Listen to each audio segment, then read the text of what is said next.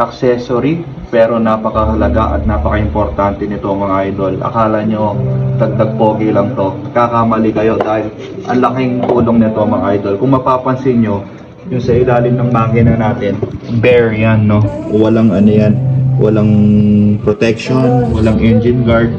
So naglabas ng ganito yung mga, like for example, ito galing SEC. Merong kulay itim to, pero mas pinili ko yung stainless para mag-complement siya dito sa engine niya. So madali lang naman to, gagamitin nyo lang naman yung existing na bolts niya.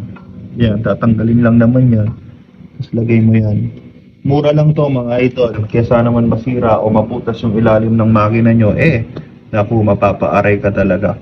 Ayan, so pakita ko lang sa inyo kung paano natin kinabit tong skid plate natin or engine guard.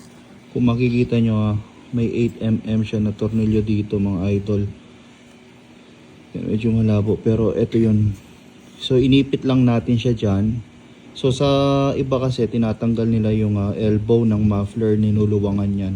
So tayo hindi na natin tinanggal, nilusen na lang natin tong tornilyong to. Pero wag na wag nyong ilulusen yan kung yung tools nyo is generic or ordinary kasi mabibilog yung thread nyan mga idol.